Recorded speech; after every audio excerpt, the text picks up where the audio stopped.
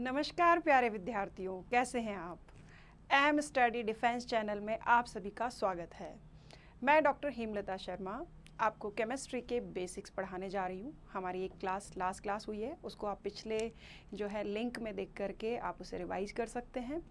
हमने last class में substance पदार्थ के जो है प्रकार फिजिकल स्टेट के बेसिस पर, यानी कि भौतिक अवस्था के आधार पर जो है पदार्थ के प्रकार सॉलिड, लिक्विड, गैस, इनको कैसे डिफाइन करना है और ये अवस्थाएं कब होगी, इसके बारे में हमने पढ़ा। इसके बाद में हमने पदार्थ के रूपों के बारे में, इनके टाइप्स, जैसे कि ये प्योर फॉर्म में होंगे तो कैसे होंगे या मिक्सचर फॉर्म में होंगे तो कैसे होंगे। जैसा कि लास्ट क्लास में भी हमने डिस्कस किया था कि प्योर सब्सटेंसेस जो हैं हमारे 2 टाइप्स के होते हैं। प्योर सब्सटेंसेस 2 टाइप्स के होते हैं। कौन कौन से?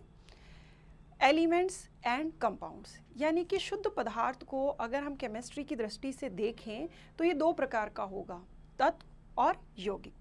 तत्व क्या होते हैं बच्चों? तत्व होते हैं जो एक ही प्रकार के परमाणुओं से मिलकर बने होते हैं। Elements are those which form by similar type of atoms, जो एक ही तरह के एटम्स से मिलकर बने होंगे वो होंगे तत्व। अब तत्व यानी कि एलिमेंट्स को हम प्योर एटॉमिक फॉर्म में भी दे सकते हैं। प्योर एटम जैसे कि नियॉन, सोडियम हो गया आपका, कोई भी नोबल गैसेज होंगी, हीलियम हो गया आपका, तो ये सब कैसे हैं? प्योर एटम्स जो हैं वो भी एलिमेंट्स के रूप में कंसीडर किए जाएंगे, यानी कि तत्व एक परमाणु के रूप में हो सकता है। अगर 2 परमाणु यानी कि 2 एटम्स आपस में जुड़ जाते हैं तो वो मिलके बना लेंगे मॉलिक्यूल लाइक O2 ऑक्सीजन। तो O2, N2 और डाईहाइड्रोजन, डाईक्लोरीन, Cl2, ये सब क्या हुए? तत्व हुए। और अगर हम कंपाउंड्स की बात करें तो कंपाउंड्स क्या होते हैं? जो 2 प्रकार के एटम्स, 2 प्रकार के परमाणुओं से मिलकर बने होते हैं। जैसे कि हाइड्रोजन और ऑक्सीजन 2:1 में मिक्स हो जाए तो क्या बना? H2O। H2O एक क्या हुआ? कंपाउंड। इसी तरह से सोडियम एंड क्लोरीन जो है 1:1 में मिलकर के क्या बनाएंगे? NaCl, यानी कि सोडियम क्लोराइड। बच्चों, मैं आज की वीडियो में आपको ये सोडियम क्लोराइड, हाइड्रोजन ब्रोमाइड, ये फार्मूला कैसे बना, क्यों इस तरह से, कौन सा बॉन्ड बना रहे हैं, ये सब भी हम डिस्कस करने वाले हैं। बहुत ही बेसिक चीज़ें हैं। कई बार बच्चे ये सोचते हैं कि हमें बेसिक्स नहीं पढ़ना चाहिए, तो हमें आता है, बट बहुत सारे कॉन्सेप्ट्स मिस्टेक की वजह से हम बहुत सी चीज़ें याद नहीं रख पाते हैं और बहुत सारी छोटी छोटी गलतियाँ करते चले जाते हैं। इसलिए हमारी जो भी सब्जेक्ट है, अगर मैं केमिस्ट्री की बात करूँ तो केमिस्ट्री स्ट्रॉन्ग नहीं रह पाएगा, आप सिली मिस्टेक्स करेंगे। तो इसलिए मेरा वीडियो ध्यान से देखिएगा, भले ही आपने पढ़ा हुआ हो तो भी, ठीक है। अब हम बात करें कि आपका जो है ये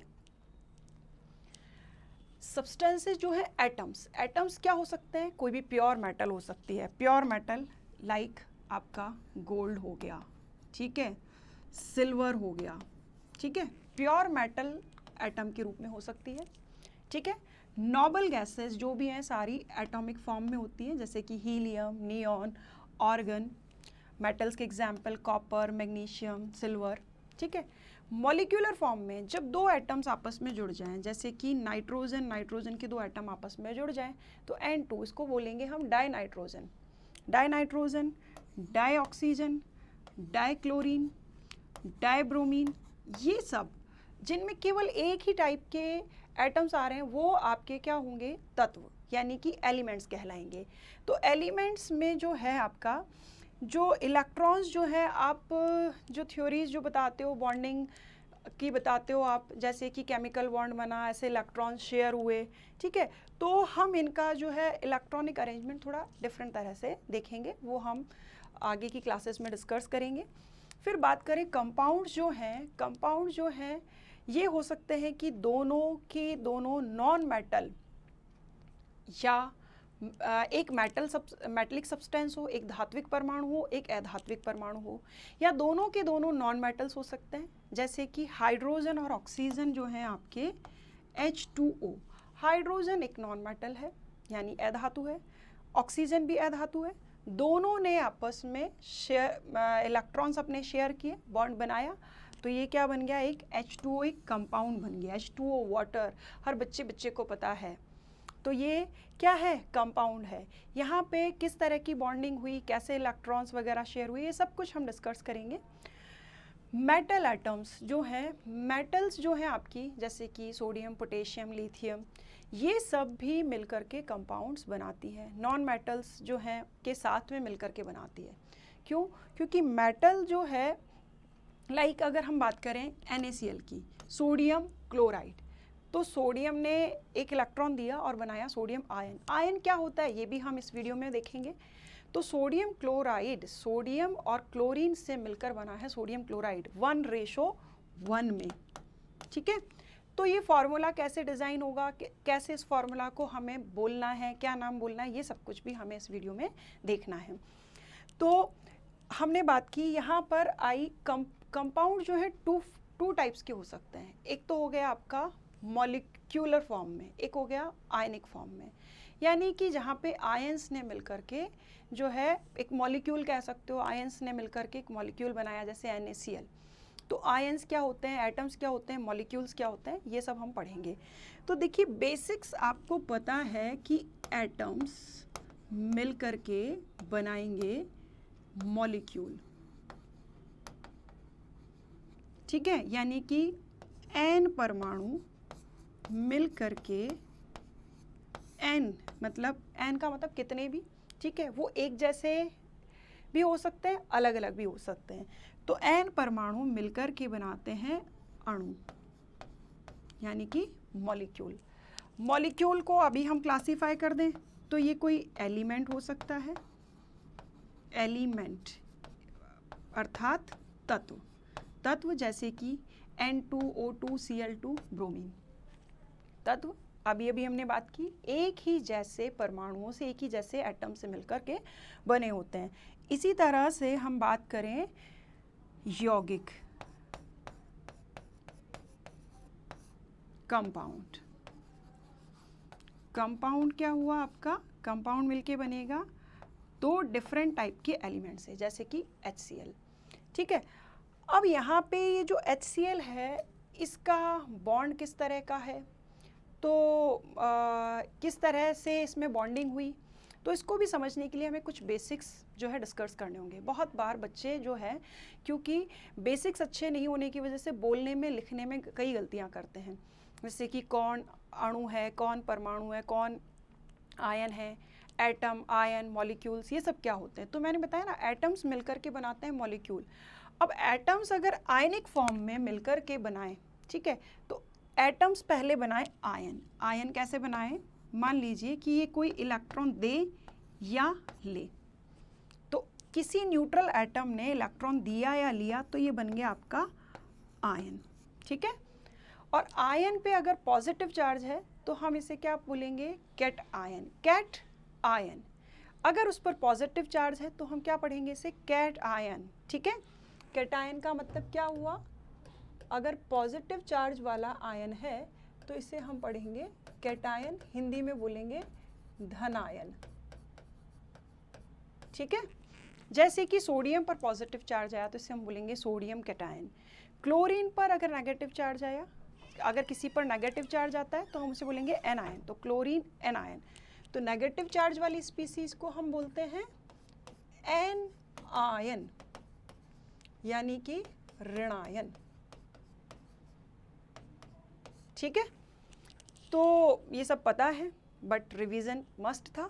ठीक है, अब आगे बात करते हैं कि किसी भी एटम को रिप्रेजेंट कैसे करते हैं। रिप्रेजेंट करने के लिए एटम को, जैसे मान लीजिए मेरे पास हीलियम है, ठीक है, तो हीलियम जो है आपका, इसका एटॉमिक नंबर जो है वो क्या है, 2। तो इसके लिए जो जेड है वो क्या बताता है, जेड बताता है प्रोटॉन का नंबर। ठीक है, परमाणु क्रमांक जो है हीलियम का कितना है, 2। और ये हो गया इसका सिंबल। तो हर एक एटम का कोई सिंबल होता है, जैसे यहाँ पर हाइड्रोजन के लिए, हीलियम के लिए सिंबल है He। ठीक है, और हर एक एटम का एक मास होता है, यानी हर एक परमाणु का एक परमाणु भार होता है। जैसे यहाँ पर हमने लिखा हुआ है हीलियम के लिए 4.003 एटॉमिक मास यूनिट, इसकी यूनिट क्या होगी, एटॉमिक मास यूनिट। तो कोई भी न्यूट्रल एटम को जैसे रिप्रेजेंट करना है, सपोज मुझे हाइड्रोजन को रिप्रेजेंट करना है, तो हाइड्रोजन को रिप्रेजेंट करूंगी तो मैं यहाँ जेड नीचे लोअर सबस्क्रिप्ट में लिखूंगी जेड और अपर सबस्क्रिप्ट में लिखूंगी ए। ए का मतलब हो गया इसका एटॉमिक मास, परमाणु भार। जेड का मतलब हिंदी मीडियम वाले सुने, परमाणु क्रमांक, एटॉमिक नंबर, ठीक है। और ए का मतलब हुआ परमाणु भार।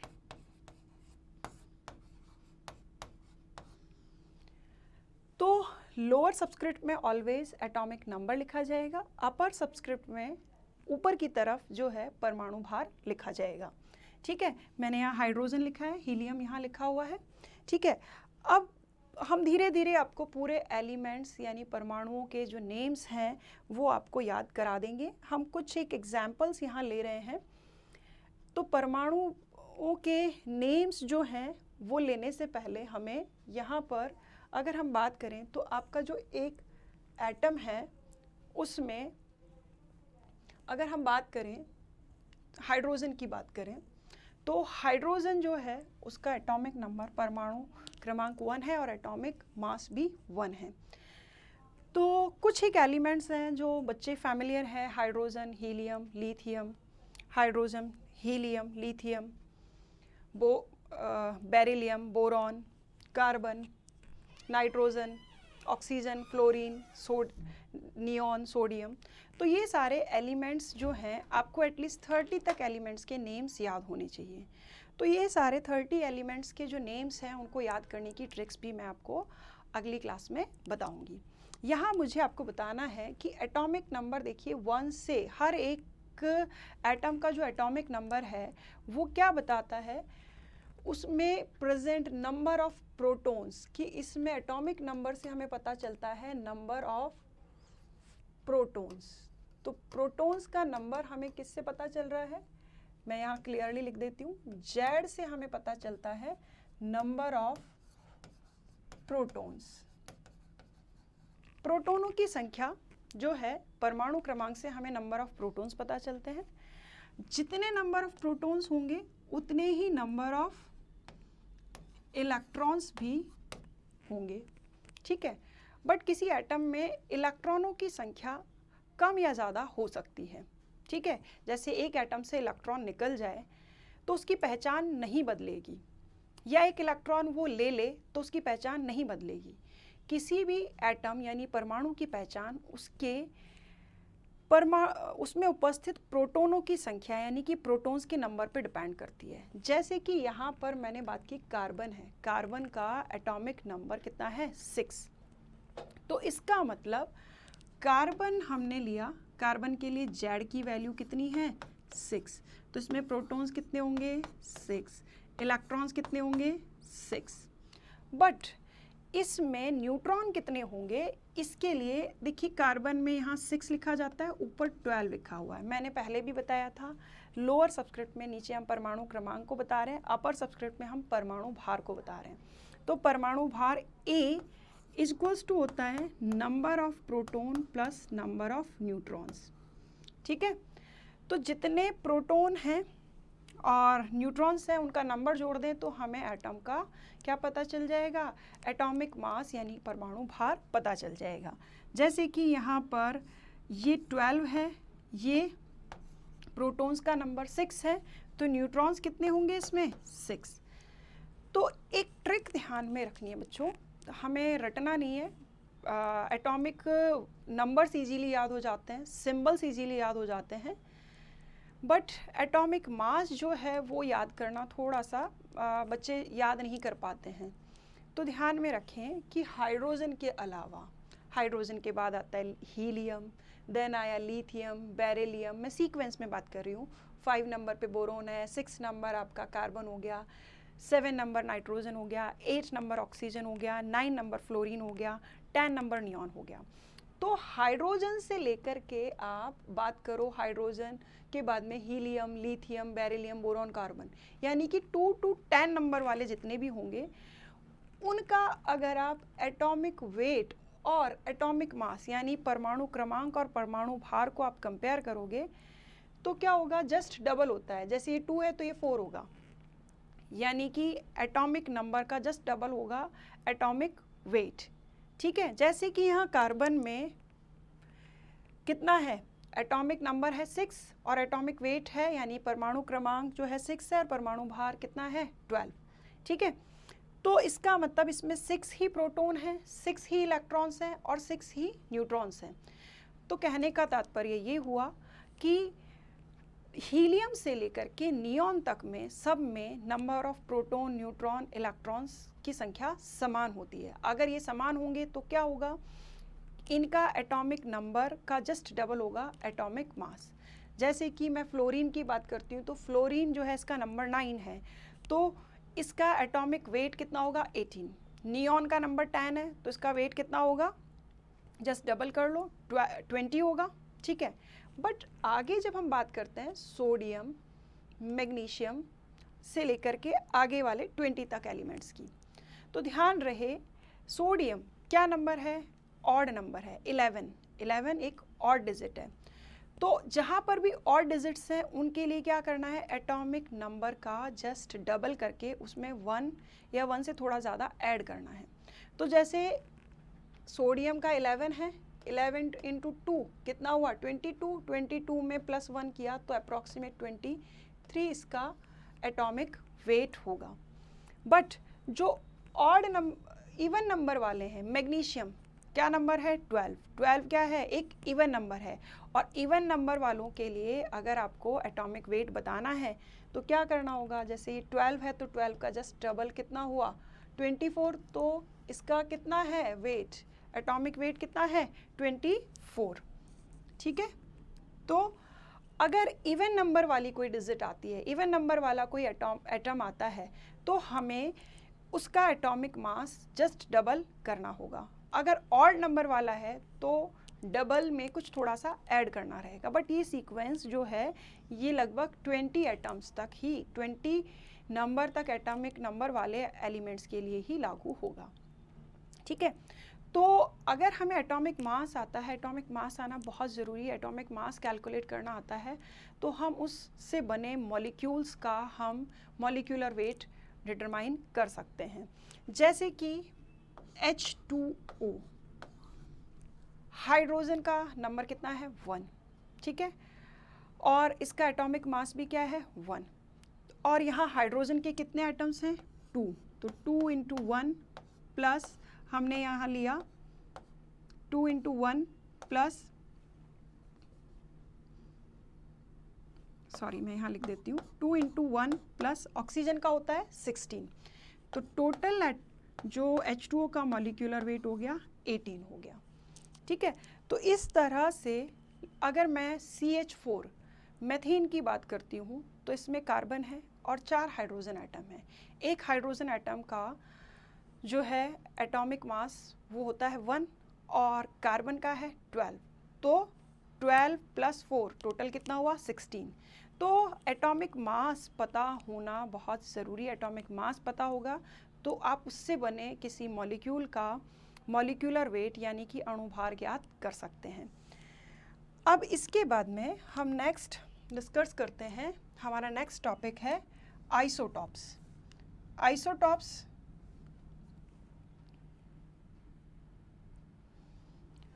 आइसोटॉप्स क्या होते हैं, समस्थानिक आइसोटॉप्स। आइसोटॉप्स का मतलब हुआ जिनका आवर्त सारणी में स्थान समान होता है।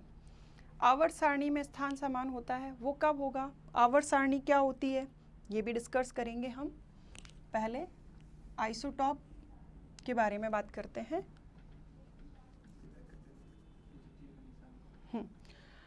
आइसोटॉप्स नेक्स्ट टॉपिक है हमारा आइसोटॉप।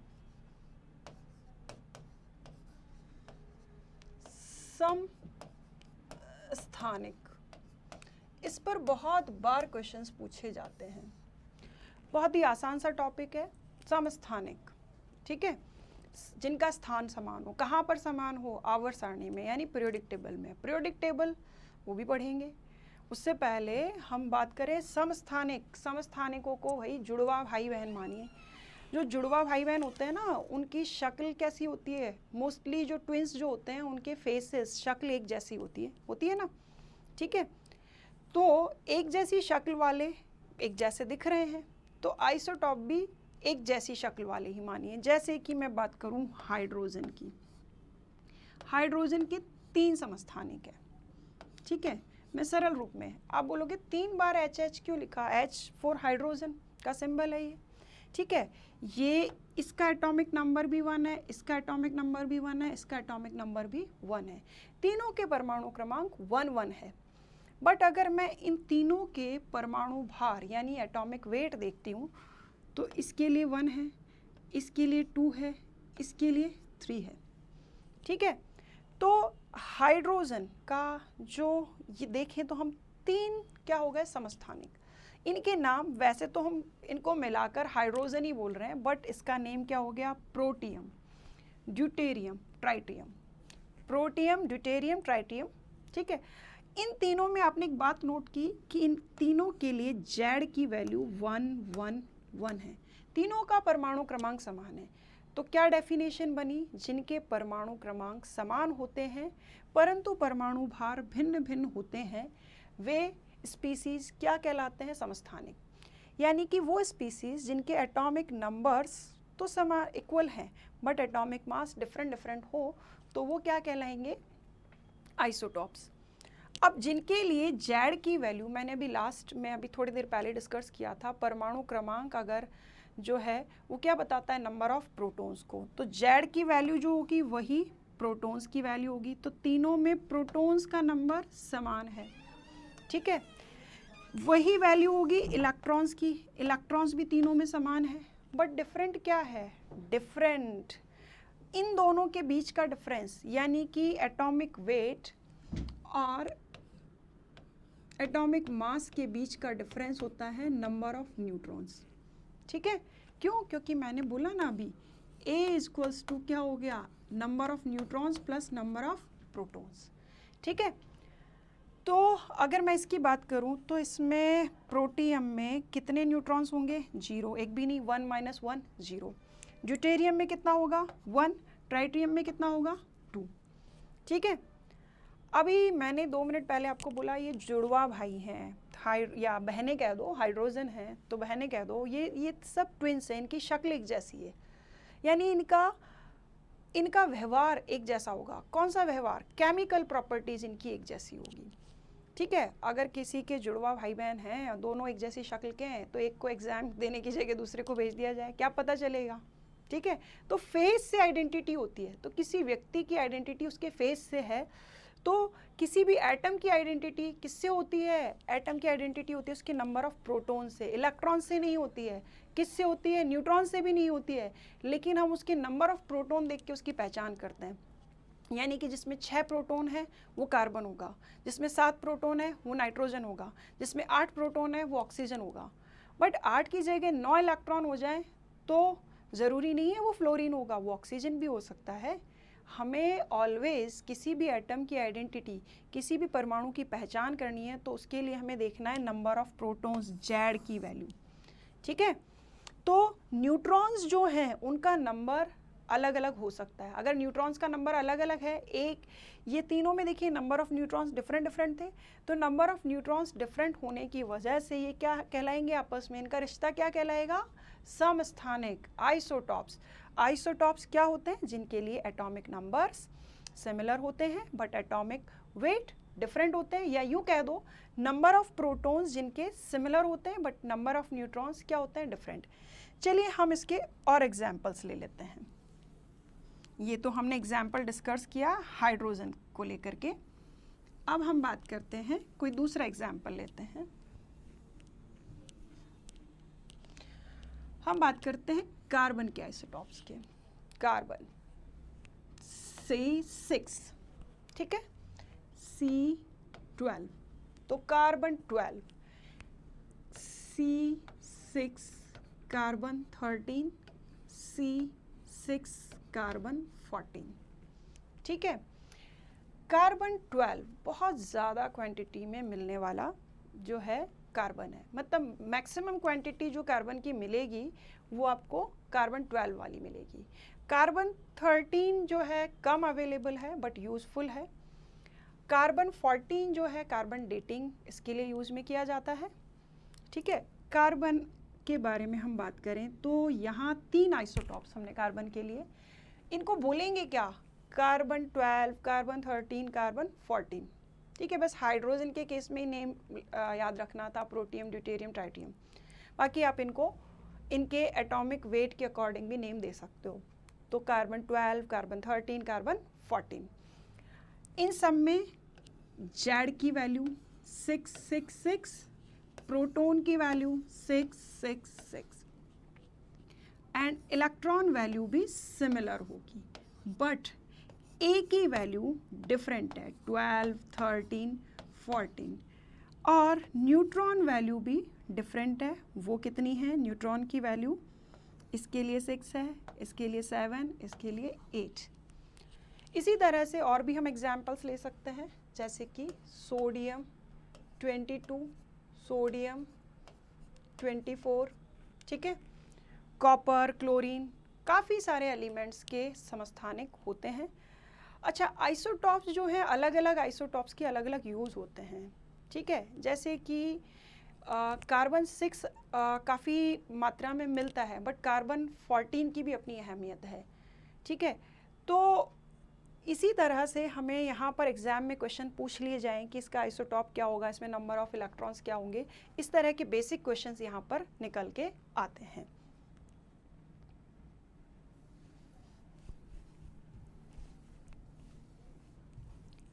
अब मान लीजिए प्रोटॉन्स की जगह मैं अगर क्या करती हूँ, न्यूट्रॉन्स का नंबर बदल देती हूँ।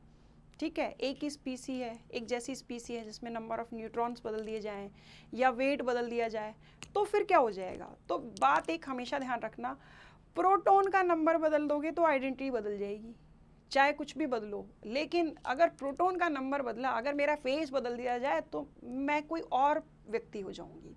ठीक है, तो किसी व्यक्ति की पहचान उसके फेस से की जाती है।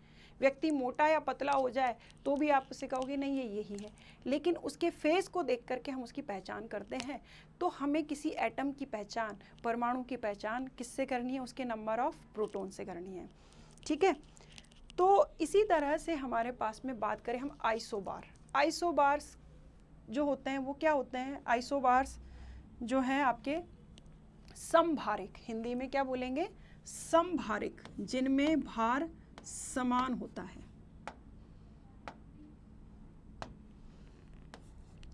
समभारिक, जिनके भार समान होते हैं, क्या कहलाएंगे, समभारिक, आइसोबार्स। ठीक है, अगर हम बात करें, इनमें एटॉमिक नंबर कुछ भी हो सकता है, बस वेट समान होने से मतलब है। जैसे यहाँ देखिए मेरे पास एग्जाम्पल है नियोन और सोडियम।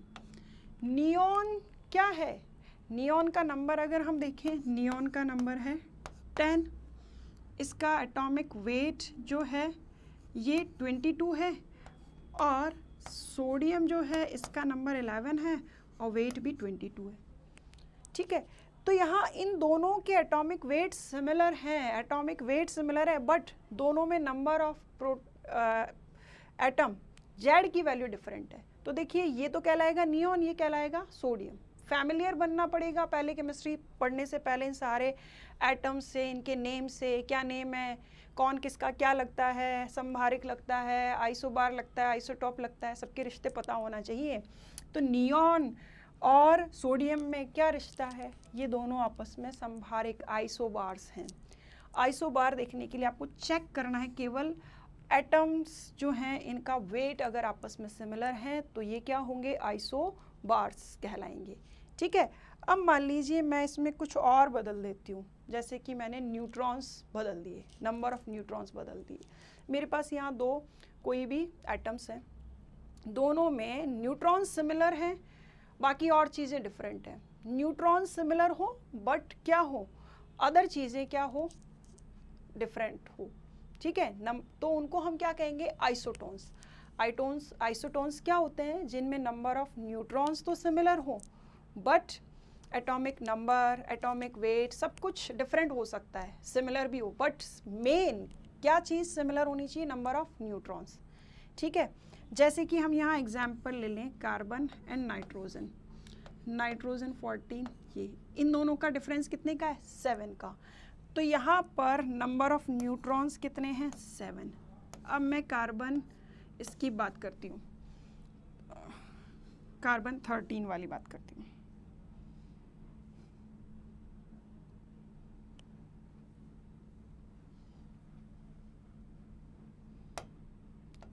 ये हो गया। तो आप इसमें देखिए, इसमें भी नंबर ऑफ न्यूट्रॉन्स कितने हैं? 7। यहाँ पर नंबर ऑफ प्रोटॉन्स या यूँ कह लीजिए कि परमाणु क्रमांक अलग अलग है, परमाणु क्रमांक एटॉमिक नंबर अलग अलग है, तो दोनों एटम्स भी तो अलग अलग हो गए, एक कार्बन हो गया, एक नाइट्रोजन हो गया, दोनों सिमिलर नहीं है ना, दोनों की शक्ल अलग है, दोनों की केमिकल प्रॉपर्टीज अलग है, दोनों का नेचर अलग है, दोनों को एक जैसा कह ही नहीं सकते। बस क्या सिमिलैरिटी है? सिमिलैरिटी केवल ये है कि इनमें न्यूट्रॉन्स का नंबर सिमिलर है, इसलिए इनको हम क्या बोलेंगे? आइसोटोन्स। ठीक है, अब इसी तरह से हम ले सकते हैं आपका iso electronics species. Iso electronic, iso electronic, सम इलेक्ट्रॉनिक। देखो यहाँ पे जब भी आए ना, एक बड़ी आसान सी ट्रिक है, ये ध्यान रखो, सम मतलब ये चीज़ समान होगी। क्या समान होगी? इलेक्ट्रॉनों की संख्या समान होगी। जो बच्चे हिंदी मीडियम से हैं तो आइसो, ठीक है, आइसो, ठीक है। अभी जैसे राजस्थानी लोग हैं, कोई किसी के जैसा दिखता है ना तो कहता है इशो, मतलब इसके जैसा, सम, सिमिलर। ठीक है, तो जिनमें क्या चीज़ हो? सिमिलर हो। क्या? अब जैसे इलेक्ट्रॉन सिमिलर है तो आइसो इलेक्ट्रॉनिक, न्यूट्रॉन सिमिलर हैं तो आइसो न्यूट्रॉनिक, प्रोटॉन सिमिलर हैं तो आइसोटॉप्स, वेट सिमिलर हैं तो आइसोबार। ठीक है, तो आइसो इलेक्ट्रॉनिक वो स्पीसीज जिनमें केवल और केवल नंबर ऑफ इलेक्ट्रॉन सिमिलर हैं। ठीक है, और चीज़ें डिफरेंट हैं, लाइक फ्लोराइड, नियॉन, सोडियम। अगर हम बात करें तो इन सब में इलेक्ट्रॉन्स का नंबर 10, 10, 10 है। बाकी ये पूरी तरह से डिफरेंट स्पीसीज हैं। फ्लोराइड अलग चीज़ है, नियॉन अलग एटम है, सोडियम आयन अलग है। ठीक है, तो हमें ये देख, यहाँ पे सिर्फ और सिर्फ इनमें क्या रिलेशनशिप है, क्या चीज़ सिमिलर है? सिमिलर है केवल और केवल नंबर ऑफ इलेक्ट्रॉन्स। ठीक है, तो अभी तक हमने क्या क्या पढ़ा? Isotopes, isobars, isoneutronic and iso electronic. Isotopes जिनमें नंबर ऑफ प्रोटॉन सिमिलर होते हैं, आइसोबार्स जिसमें क्या हो? परमाणु भार, एटॉमिक वेट सिमिलर हो, आइसोटोन्स जिसमें न्यूट्रॉन सिमिलर हो, आइसो इलेक्ट्रॉनिक्स जिसमें इलेक्ट्रॉन सिमिलर हो। ठीक है, अब अगली बात, अब हमने इनको क्या कहेंगे, ये इनमें आपसी रिलेशन से समझ लिया। अब एटम्स के जो नेम्स होते हैं वो कुछ पर्टिकुलर सिंबल से दिए जाते हैं। जैसे सोडियम के लिए सिंबल हो गया Na, फ्लोरीन के लिए हो गया F। ठीक है, तो ये चीज़ें हम धीरे धीरे याद करेंगे, ऑलमोस्ट स्टूडेंट्स को याद भी होती है। ठीक है, अभी यहाँ हम बात करते हैं कि इनके आयंस को क्या बोलेंगे। तभी अगर आपको आयंस का नॉमेनक्लेचर आ गया, तभी आप एक केमिकल फार्मूला का प्रॉपर प्रोनाउंसिएशन या उसका उच्चारण कैसे करेंगे वो समझ पाएंगे। तो जैसे मैंने बात की, मैं इसको पढ़ रही हूँ, NaCl लिखा है, तो इसको का नाम क्या है? Sodium chloride. सोडियम क्लोराइड क्यों बोला हमने? क्लोराइड। तो ये चीज़ भी हम एक ट्रिक के साथ में सीखते हैं। ठीक है, तो अभी हम बात करते हैं अबाउट द आयंस। आयन क्या होते हैं? हमने एटम पढ़ा, हमने मॉलिक्यूल पढ़ा, हमने जो है कंपाउंड क्या होता है, एलिमेंट क्या होता है, ये सब कुछ हम पढ़ चुके हैं। अब बात करते हैं हम आयंस की। तो आयन जो है आपका, अभी मैं पहले भी बता चुकी हूँ, 2 प्रकार का होगा। धन आयन, यानी कि कैट लगाना है, कैट आयन, जिस पर पॉजिटिव चार्ज हो वो हो गया कैटायन। जिस स्पीसी पर नेगेटिव चार्ज हो वो क्या कहलाएगी, ऋणायन, यानी कि एन लगाना है, एन आयन। ठीक है, अब ये पॉजिटिव नेगेटिव चार्ज क्यों आता है, कौन सा आयन क्या कहलाएगा, इसके लिए देखिए, अगर हम बात करें तो किसी भी एटम में जो इलेक्ट्रॉन्स, प्रोटॉन्स, न्यूट्रॉन्स होते हैं, उसके आधार पे हम ये डिसाइड करेंगे कि वो आयन है, कौन सा आयन है, कैटायन है, एनायन है। तो कोई भी जो एटम होता है उसमें आपको रेशो देखना है प्रोटॉन और इलेक्ट्रॉन का। मैं आपको बता देती हूँ कि प्रोटॉन पर होता है पॉजिटिव चार्ज, पता है ना, प्रोटॉन पर क्या चार्ज है, पॉजिटिव, इलेक्ट्रॉन पे चार्ज क्या है, नेगेटिव। और न्यूट्रल कौन है, न्यूट्रॉन, नाम से पता चल रहा है न्यूट्रॉन, न्यूट्रल, तो उसको कंसीडर नहीं करना, उसका अभी यहाँ कोई काम नहीं है कि मैं केमिकल रिएक्शंस में कोई काम नहीं है, सिर्फ और सिर्फ कंसीडर करना है किस किस को, इलेक्ट्रॉन और प्रोटॉन को। इलेक्ट्रॉन और प्रोटॉन के रेशो के हिसाब से ही हम देखेंगे वो आयन है या क्या है। प्रोटॉन के नंबर के हिसाब से तो हमने उसकी पहचान की थी, जैसे 6 प्रोटॉन है तो कार्बन होंगे, 7 प्रोटॉन वाली क्या होगी, नाइट्रोजन होगी, 8 प्रोटॉन वाली ऑक्सीजन होगी। बट हमने एक और बात कही थी कि अगर जेड की जो वैल्यू से हमें प्रोटॉन्स का नंबर पता चलता है, जेड की वैल्यू से हमें इलेक्ट्रॉन्स का नंबर पता चलता है। ठीक है, अब एक कोई भी जो एटम है आपका, मान लीजिए मैंने यहाँ पर लिया सोडियम Na, इसका नंबर, एटॉमिक नंबर होता है 11, तो इसमें नंबर ऑफ प्रोटॉन्स कितने हैं, नंबर ऑफ प्रोटॉन्स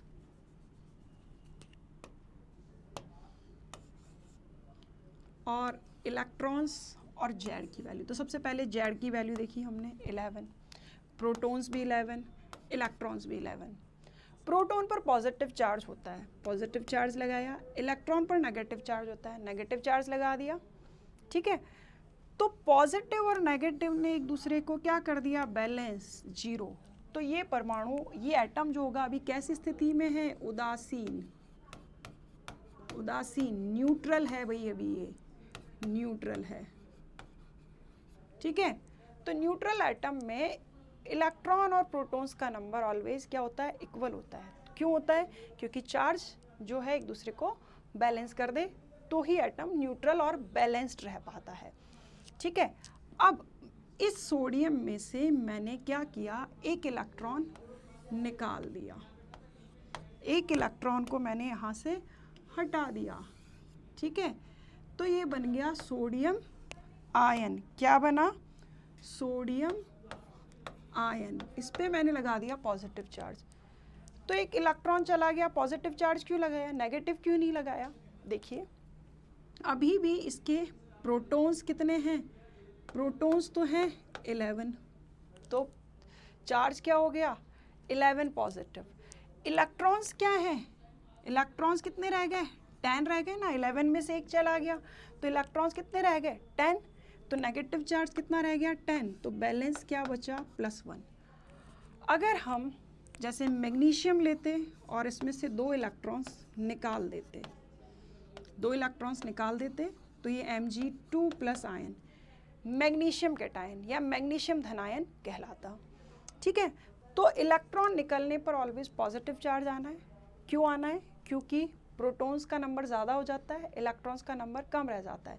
ठीक है, तो पॉजिटिव चार्ज कंपैरेटिवली ज़्यादा हो जाएगा, जितने इलेक्ट्रॉन्स निकलेंगे उतना पॉजिटिव चार्ज आएगा। ठीक है, अब अगर मान लीजिए इलेक्ट्रॉन्स ऐड कर देते हम, तो क्या होता, इलेक्ट्रॉन्स ऐड करने में आपका वही बात, इलेक्ट्रॉनों की संख्या ज़्यादा हो जाती, नेगेटिव चार्ज ज़्यादा हो जाता, और नेगेटिव चार्ज ज़्यादा होता तो हम उस पर स्पीसी पे क्या लगाते, नेगेटिव चार्ज, और वो क्या कहलाता, ऋणायन। जैसे कि यहाँ एग्जाम्पल लीजिए, ये क्लोरीन है, इसने एक इलेक्ट्रॉन को एक्सेप्ट किया और इस पर आ गया नेगेटिव चार्ज।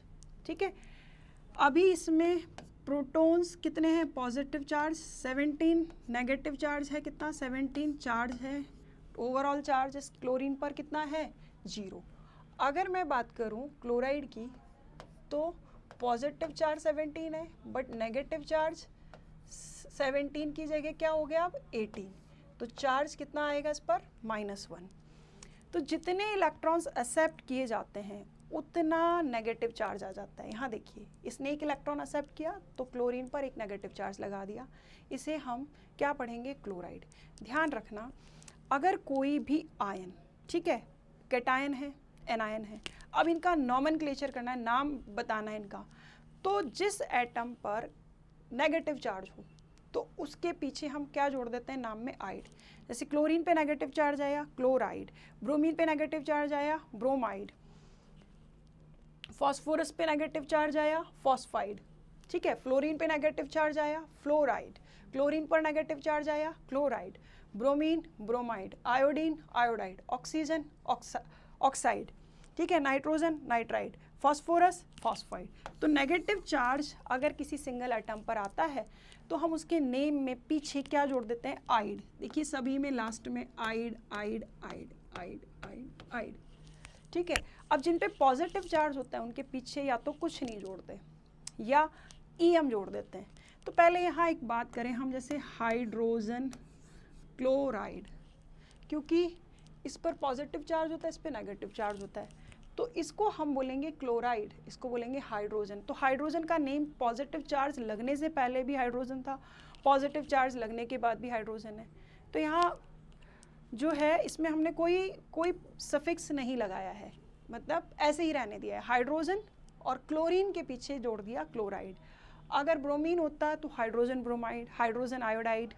ठीक है, अच्छा, कभी कभी किसी स्पीसी में, जैसे कि मैं बात करूं CH3 पॉजिटिव, तो कभी कभी किसी स्पीसी में जब पॉजिटिव चार्ज होता है तो उसके नेम के पीछे पॉजिटिव चार्ज वाले के ईएम हम लगा देते हैं। तो देखिए मोस्टली मेटल्स के नेम में ईएम है, क्योंकि मेटल्स जो हैं पॉजिटिव कैरेक्टरिस्टिक शो करती हैं, वो इलेक्ट्रॉन देने का नेचर रखती है। तो जैसे हम बात करें sodium, magnesium, potassium, scandium, titanium, vanadium, chromium, calcium, strontium, barium, radium, तो सब में ईएम आ रहा है। दैट मीन्स ये पॉजिटिव नेचर शो करती है। इन पर क्या आएगा, पॉजिटिव चार्ज। तो अगर नेगेटिव चार्ज आया है तो क्या लगाना है, आइड, आइड, आइड। ठीक है, स्पीसी पे पॉजिटिव चार्ज आया तो या तो कुछ नहीं लगाना या उनके पीछे क्या लगा देते हैं, क्या सफिक्स लगाते हैं, ईएम। ठीक है, अब इसके हम थोड़ी सी प्रैक्टिस कर लेते हैं। तो प्रैक्टिस के लिए हम यहीं पर एक दो एग्जाम्पल्स ले लेते हैं। जैसे मैंने लिखा ये, तो क्या नेम होगा, Na, क्या है, सोडियम। ठीक है, सोडियम आयोडाइड। ठीक है, अगर मैं यहाँ पर क्लोरीन लिखती तो इसे क्या पढ़ेंगे हम, सोडियम क्लोराइड। ठीक है, तो ये आयंस हैं, इनमें आपस में जैसा इंटरेक्शन होता है उसी तरह से जो है हम इसकी बॉन्ड को डिफाइन करेंगे। अगर मान लीजिए ये दोनों आयन है, इस पे पॉजिटिव चार्ज है, इस पे नेगेटिव चार्ज है, तो इनके बीच जो बॉन्ड बनेगा उसे हम आयनिक बॉन्ड बोलेंगे। अगर नेगेटिव चार्ज होता तो हम इसे क्या बोलते, अगर मान लीजिए कोई किसी तरह का चार्ज नहीं होता तो इनके बीच कोवलेंट बॉन्ड होता। कैसा बॉन्ड होता, ये वाला पार्ट हम पढ़ेंगे केमिकल बॉन्डिंग में। तो ये जो आपके आयंस हैं इनमें आपस में इलेक्ट्रोस्टैटिक फोर्स, स्थिर वैद्युत आकर्षण बल होता है। इस वजह से ये जुड़ करके, जैसे NaCl कंपाउंड इन्होंने बनाया, ये कोई पर्टिकुलर स्पेस में जो है पर्टिकुलर अरेंजमेंट में अरेंज होते हैं। तो ये अरेंजमेंट भी हमें पढ़ना है। अब हम कुछ और फार्मूलाज की प्रैक्टिस कर लेते हैं यहीं पर, जैसे कि मैग्नीशियम, और ये मैंने लिखा है ऑक्सीजन। तो मैग्नीशियम जो है इसकी इलेक्ट्रोनेगेटिविटी क्या है, कम। तो इस पर है पॉजिटिव चार्ज, इस पर है नेगेटिव चार्ज। किस पे पॉजिटिव किस पे नेगेटिव चार्ज आना है ये भी मैं आपको सिखाऊंगी।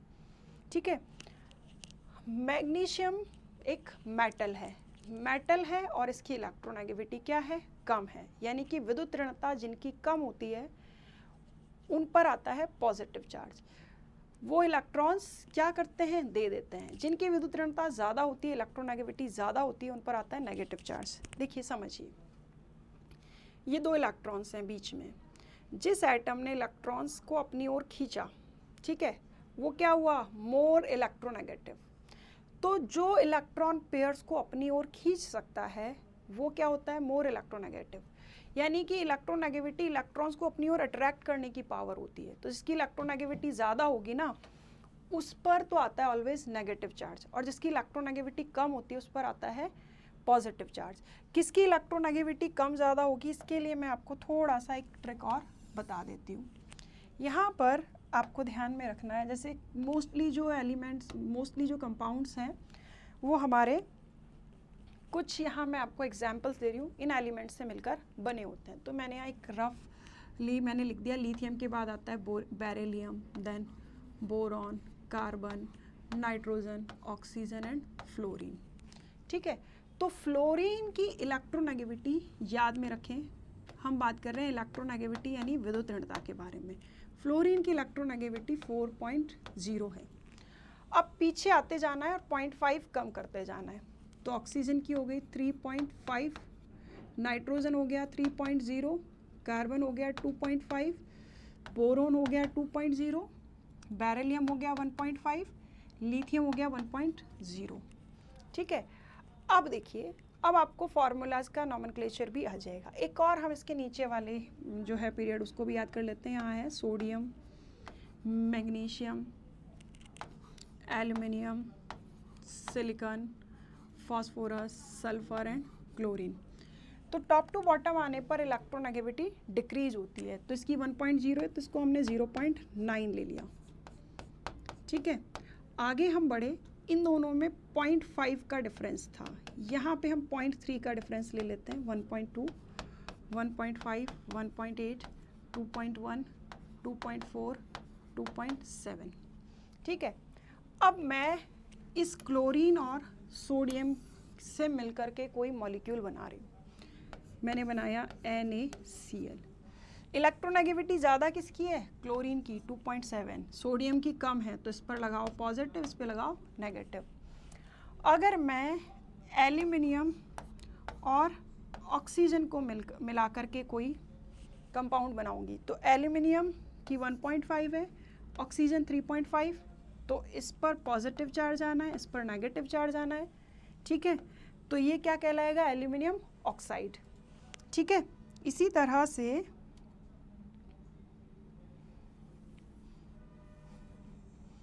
तरह से हम और एग्जाम्पल्स लेते हैं। मैग्नीशियम और क्लोरीन। मैग्नीशियम की इलेक्ट्रोनेगेटिविटी लेस है इसलिए इस पर पॉजिटिव आएगा, क्लोरीन की इलेक्ट्रोनेगेटिविटी ज़्यादा है इसलिए इस पर नेगेटिव चार्ज आएगा। ठीक है, तो इसका जब कंपाउंड बनेगा तो उसको हम क्या बोलेंगे, मैग्नीशियम क्लोराइड। बट आपको यहाँ एक और चीज़ ध्यान में रखनी है, वो है इनकी वैलेंसीज। हर एक तत्व की, हर एक एलिमेंट की अपनी वैलेंसी होती है। वैलेंसी मैं आपको सिखाऊंगी, बट अभी हम यहाँ रफली कुछ एक एलिमेंट्स जो हैं उनकी वैलेंसीज के बारे में बात करें। तो आप एक ट्रिक ध्यान में रख लें, लिथियम की वैलेंसी 1 2 3 4 4 3 2 1। क्या ट्रिक है, 1 2 3 4 3 2 1। तो इस रॉ में, इस ग्रुप में जो भी आएंगे उन सब की वैलेंसीज जो होगी क्या होगी, 1 होगी। जैसे सोडियम की वैलेंसी 1 होगी, लिथियम की वैलेंसी 1 होगी, बेरिलियम किस में आ रहा है, सेकंड नंबर वाले कॉलम में, और मैग्नीशियम भी यही आ रहा है। तो मैग्नीशियम की वैलेंसी कितनी होगी, 2 होगी। इलेक्ट्रोनेगेटिविटी कम है इसलिए हमने इस पर +2 चार्ज लगा दिया। ठीक है, और क्लोरीन का क्या आ रहा है, 1, तो क्लोरीन की वैलेंसी 1 होती है, तो इस पर आएगा -1। तो जब हम इसके फॉर्मूला बनाना है तो हम इसे क्रॉस कर देंगे, फार्मूला बन गया आपका MgCl2। ठीक है, इसी तरह से मैं फास्फोरस और क्लोरीन का फार्मूला बनाने जा रही हूँ। फास्फोरस वैलेंसी कितना है, 3, इलेक्ट्रोनेगेटिविटी इसकी कम है इसलिए इस पर पॉजिटिव, क्लोरीन पर नेगेटिव -1, क्योंकि फर्स्ट इसकी वैलेंसी क्या है, 1। तो मैंने इसको एक्सचेंज कर दिया, तो क्या बन गया, PCl3, और इसे क्या पढ़ेंगे हम, फास्फोरस ट्राईक्लोराइड। ठीक है, फास्फोरस ट्राईक्लोराइड, क्योंकि क्लोरीन पर आया था नेगेटिव चार्ज।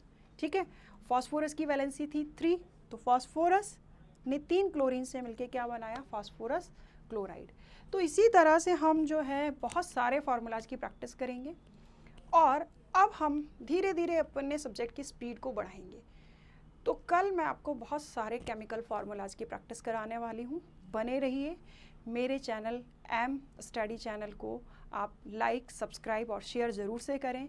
देखिए, ये टॉपिक्स जो मैं आपको पढ़ा रही हूँ ना केवल डिफेंस वाले एग्ज़ाम्स हैं बल्कि जनरल साइंस वाले सभी एग्ज़ाम्स के लिए यूज़फुल है।